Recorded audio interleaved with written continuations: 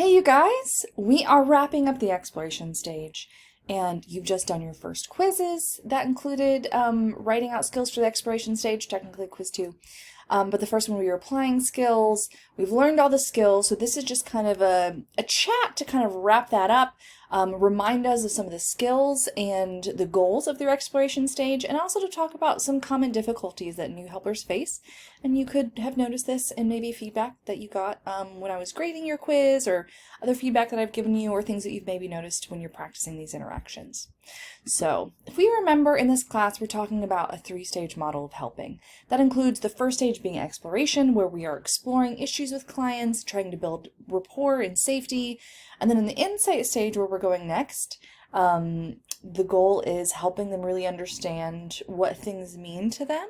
What are maybe the deeper meanings and their deeper desires or values beneath what's going on, and helping people kind of make deeper connections so that we can go to the action stage and we can help clients find goals that are fit for them because they have now gained a lot of insight and a lot of awareness of their issue. So you may notice in this class, I do emphasize the skills of the exploration stage a lot. If you notice your final project, which the first round is going to be due in November, is for you to demonstrate just exploration stage skills. And why do I do that? Why do I have that focus on exploration stage skills in this class? Well, if you look at this figure, which is taken from your book, exploration stage skills here, those are the skills that you use the most throughout the helping relationship. These are really kind of the bread and butter of helping. I also find that in everyday life, people do tend to try and run towards making sense of things too quickly or finding solutions too quickly. And I think everyone really benefits from learning how to take time and explore well so that, again, we have a better basis of information for as we go forward and are making insights and choosing goals. So again, the exploration stage skills that we've looked over include restatements, reflections of feeling, disclosures of feelings, open-ended questions about thoughts and feelings, probes, minimal encouragers, approver reassurance, the use of attending and listening skills, being aware of our body language, our tone of voice.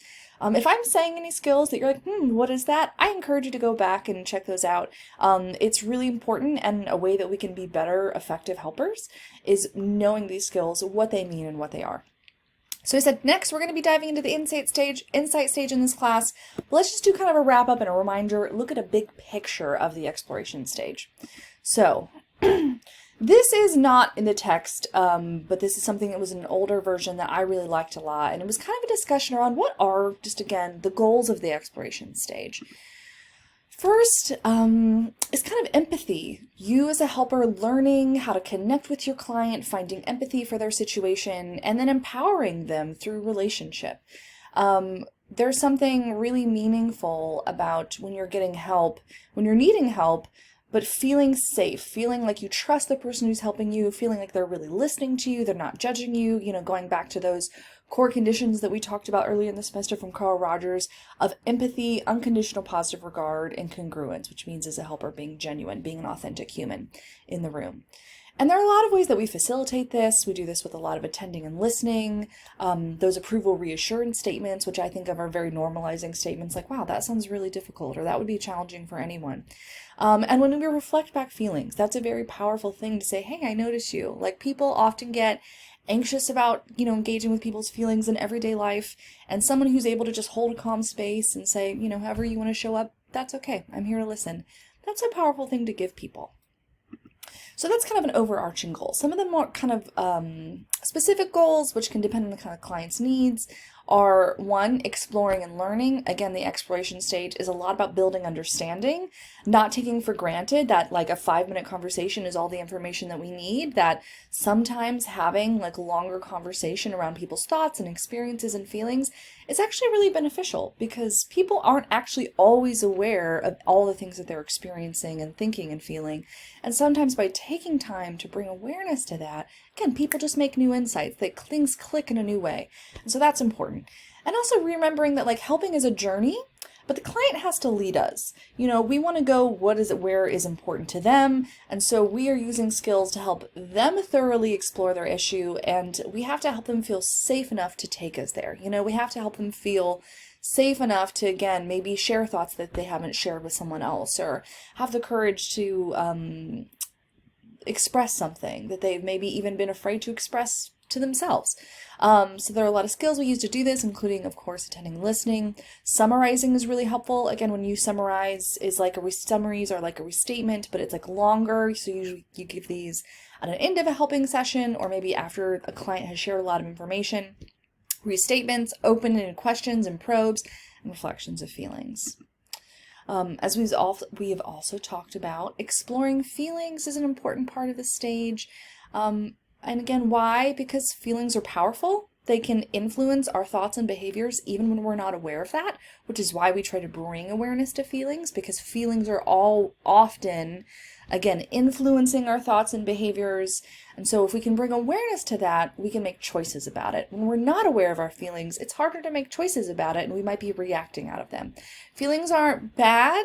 They're not necessarily always good. We don't always have to listen to what feelings are telling us, but they are always useful sources of information and kind of educational for like where we are and what we're needing. But again, sometimes they're really important and we should listen to them. And it takes wisdom to know that difference. So with exploring feelings, can we give them the courage to go there? Can we provide the canvas for them to paint a picture of their emotional experiences? Skills that we often use for this, of course, there's those exploring feeling skills of reflecting feelings, which are quick statements where we say, it seems like you're really angry right now, or that seems really frustrating to you. Open-ended questions for feelings or thoughts. Personal disclosures, again, it can be appropriate to ever share little bits about ourselves so long as we're turning it right back around to the client very quickly, and we have a good rationale for why we are doing it. Approval reassurance, and of course that like kind of facilitative condition of giving unconditional positive regard. Unconditional positive regard, again, it doesn't mean that we agree with everything that our clients do and say, but it means that we believe that they have inherent value and we're going to treat them like they matter, right? And then the last goal of exploring thoughts and narratives, thinking about, have they explored the complexities of their issues? Have they really sat down and talked about all the different thoughts they have about this situation? Sometimes people have like competing thoughts about a situation. Ambivalence, the term ambivalence, people often think that means that someone doesn't care. Ambivalence actually means that you have very strong feelings on either side and you're feeling pulled to both ends so much that you just kind of feel stuck and don't know what to do. So the exploration stage is great for people who are feeling a lot of ambivalence about what to do. They're feeling torn in different directions, and we can use these skills to help them kind of suss out what they really think and what they really want. And so we use restatements, probes for thoughts, open-ended questions, and reflections of content, which are like restatements to get people to kind of explore their thoughts and narratives, the stories they're telling themselves. So, the exploration stage, it really helps build a strong foundation that leads to client-led insight and action. A lot of helpers come in a lot of different fields, as I said before, and they are immediately trying to fix things. But you know what? Clients are experts of themselves. They've lived their own lives. They've been in for a long time. And if they can have the space and time to kind of think through their issues and start to make sense of it and find insights and goals, that's going to lead to them being more motivated to change because, again, it's something that they want to do, that they have come up with. And, they're also going to be more autonomous. The idea of helping is not for them to be dependent on us. When we can help clients find their own kind of goals and make their own, insights and choose their own course of action, they're going to be more successful after they leave us, right? We don't want them to depend on us. So when we give people easy answers, sometimes we're promoting a dependence and not helping people really understand what's going on and what they might need. So again, I'm a big passionate believer in this phase helping model, and I just really believe in the exploration stage. Another thing that starts to become important as we are especially going from the exploration stage into the insight stage is learning how to conceptualize client needs. So we've been talking about, practicing these skills, but you also want to begin to think about, with this person that I'm working with this issue, how do I conceptualize their needs? And so a case conceptualization is basically, often a written summary or something that you will verbally share with someone like a supervisor of like what's going on with the client. And we get, we're going to have a better conceptualization when we do the exploration stage well, because we will have learned a lot about the client. So we want to know, like, what is the client's problem? Why are they here seeking help? Basically, we want to pay attention to what's motivating the client to seek help now, and how does the client think and feel about the problem? You also, when you're conceptualizing a client's needs, you want to consider their background and culture, because we understand that obviously someone's background, from their family structure to where they're from to cultural traditions that are an important part of them, all of those things influence how a client moves through the world and how you're going to attend to that problem. And we think about, there are a lot of systemic barriers for a lot of people in our country. For example, if you are a racial minority, Black and Latina populations, they get poor healthcare. They often get less access to jobs.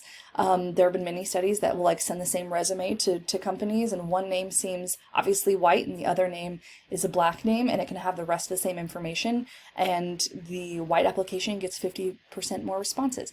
So these are important because certain clients are going to have more barriers, and it's important to keep that in mind. We can't assume that everyone has the same resources, so we also want to understand what clients' resources they have, what kind of social supports they have, and try to make sure we're providing them help that's actually going to be helpful for them. That some clients might need more supports, and that's important that we can give that to them if it's within our power, within our helping role.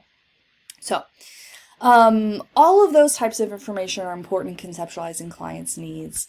Again, what are their resources? What is their background? But also, what is their problem? Why are they motivated to seek help now? And how do they think and feel about the problem? So next, we're going to transition to kind of talking about common difficulties that new helpers face in the exploration stage and really throughout. But again, it can be really intimidating to do this work because suddenly, again, you are the tool, you're the one kind of coming up with the stuff on the fly, you're navigating being in a live conversation with someone. That's one reason why we encourage so much practice in this class of talking to other people. But let's look at, again, what are some of these very common mistakes, and I hope that this is just helpful in normalizing that this isn't the easiest work in the world.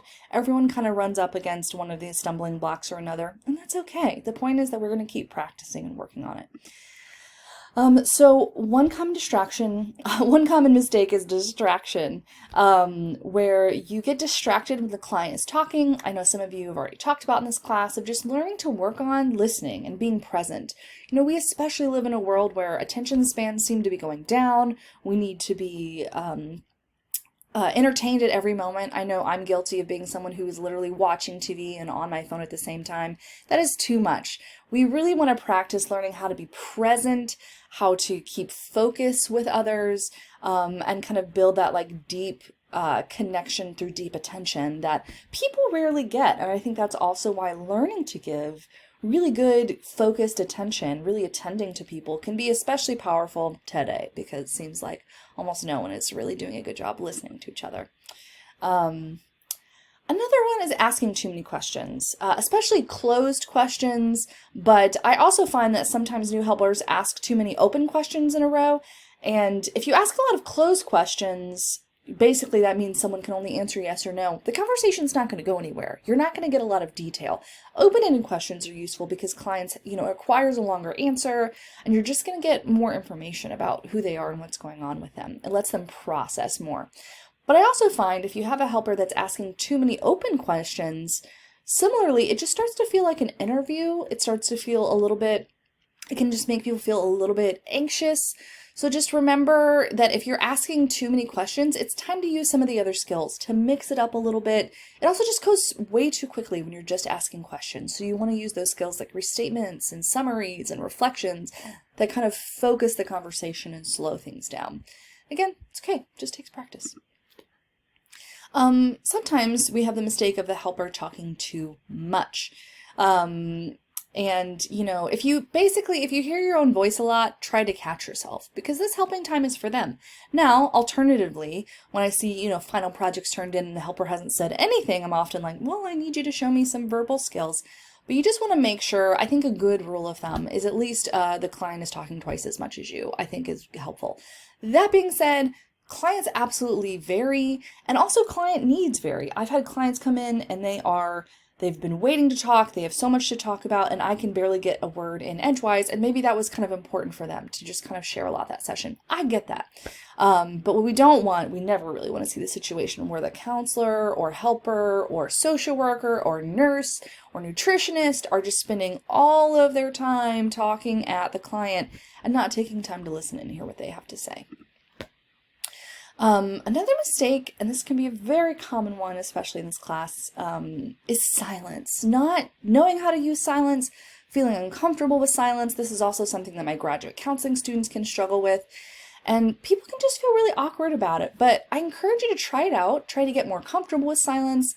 And once you see what it can do and you can get kind of comfortable with silence, it's going to feel really good because you're going to see that, something I will do when I'm lecturing live in a class is if I want a question answered, I'll ask a question and what happens? Everyone's staring at me. And so I might literally, like if I have a drink, I will just take a drink. Just kind of calmly wait for anyone to speak up. And so silence has several purposes. Sometimes if we have silence, someone might finish a thought, if they were in the middle of talking and I'm not like immediately responding, they might kind of have more to say. Silence can also, be used, like if it makes you uncomfortable, sometimes it makes the person you're talking to uncomfortable. And maybe that's just enough of a challenge to get them to start talking, right? So play around with silence, practice it in your daily life. I know that a lot of people feel uncomfortable with it at first, but it can be a powerful tool when used appropriately. Another one, which I didn't see a lot this last quiz, which is good, but is when helpers start disclosing too much about themselves. Disclosures are really useful tools that's again where you're maybe sharing a bit about your experience and how that could connect to the clients. Disclosures are also something we would use in the insight stage. But they should always be for the client's benefit. You should have a rationale for why you're using them and go right back to the client as quickly as possible. Because helping sessions really shouldn't focus on the helper, right? We don't want the client to also just start making it, some clients will be happy that we're talking about ourselves and want to start asking us a bunch of questions because it could feel like a nice distraction from them sitting with their own kind of difficult stuff. But we want to make sure that time is for them and is about them, and so we keep disclosures short.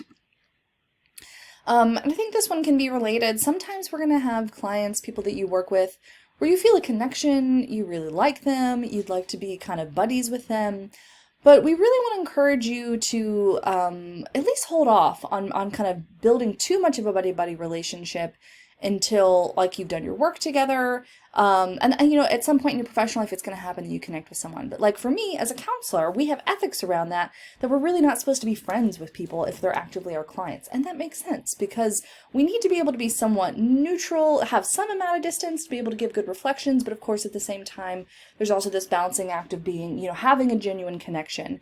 So we try to, as I said, it's a balancing act of being professional, but also having a genuine connection, but making sure that we are not getting too close too quickly with the people we're working with.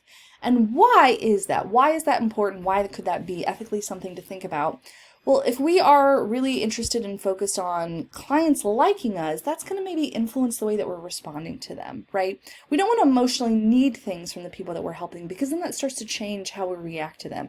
We want to make sure that our interventions, the things that we're saying, are for their benefit and not to get them to like us. We don't want to be seeking their approval in what we're doing, but we do want to be helping them to feel safe and accepted. So it's a complicated balance, but I hope this is making sense. This next one is a very common one that I see, and that is just rushing to give advice or find quick fixes. If you just started talking to someone and you are already kind of working towards solutions, how are you going to feel better about this? How are you going to work through this? How are we going to fix this situation? You're going too fast. You may feel the pressure to fix things, and again, a lot of people tend to operate that way, but I want to encourage you to resist that urge. The client needs time to process before they can identify solutions. And again, we want them to come up with their solutions because they're going to be better outcomes most of the time. So just try to hold off, trust the process, and maybe sometimes people rush towards giving advice because then maybe they're less comfortable with some of the other parts of the exploration stage. Again, that's okay. It takes time, practice, but especially, in your exploration stage, in your exploration skills demonstration projects, I don't want to see any advice giving. I don't want to see any talk about solutions. We are here to explore. You'll get to kind of trying to help clients connect to solutions later. Another common issue that can come up for some people is you might find yourself discouraging clients from expressing strong feelings. If that happens, it often means that there are feelings that you could be uncomfortable with. A common one I see, in particular, some people are really nervous about anger. A lot of people are really anxious around other people crying or being really upset. And so if that is an issue for you, I just want you to remember that if you're discouraging clients from expressing themselves honestly, you could be causing harm. Again, think about when, if I was seeing some of my cancer patients in counseling sessions, if they started to get upset and I was like, trying to focus on more solutions and not letting them do that, what is that message? You're not allowed to feel that way. You should feel ashamed for feeling that way. I think there are a lot of times in life where it makes sense that people would have strong feelings. And, also some people are worried about what if this person gets there? Will they ever, come down? It can be cathartic just to take a moment to cry. It can. And you're not going to be there forever. So people are going to get through it. But if there are certain feelings that really freak you out and you don't want other people to express those around you, that could just be something to work on as a helper. Maybe going to therapy would be helpful for you to work through that. There are a lot of different ways, but I just think something to be self-aware around and give thought to if you are someone who just feels a little anxious about certain feelings. And then this is the last one, and this is not in the book, but this is something that I do also tend to see a lot. So if I dinged you on this, this can be normal. So again, I want you to feel like, it's okay. But a lot of times new helpers will get into the habit of asking clients what other people think or feel. Or even if clients start doing that and saying that they know what this other person thinks and feels, we want to kibosh that. Why? Because our clients aren't mind readers. Do they really know what that other person thinks or feels? Do they really know what that person's motivations were? And we also aren't mind readers, and that person isn't in the room. So it's just always usually more effective to focus on the client and what they're thinking and feeling, or how they're reacting to other people, what they think about that person's behavior. Stay focused on their experience, because again, that other person is not in the room. Now, if you were, working with couples or families, then you have more room to start to kind of talk with the different people in the room. But if you're just working with one person, focus on that one person. So to wrap it up, everyone's going to have, things that they're struggling with and working on. That's okay. How do you get through that? Again, one of the biggest things is practice, practicing these skills, which is why that's a huge feature of this class and a lot of your mini assignments and larger assignments. Also just, I think it can be helpful to, when you're talking with someone, to just think about staying focused on the client, to try to not get distracted, again, by going to other topics, talks about other people, staying focused on them, and just being compassionate with yourself. Good helping takes time, and be gentle with yourself, be compassionate with yourself in that process. You want to be aware of yourself, but remember that no one is perfect, and that's okay. So I hope that this was helpful, and maybe that you found a place where you might be stumbling, and I hope that you can, just a part of helping us continue to find those places where we might be struggling and to kind of chart our own path forward of what is going to help me get through this. Again, practice, being gentle with yourself, and focusing on clients can be 3 useful strategies. That's all for this week. Take care of yourselves.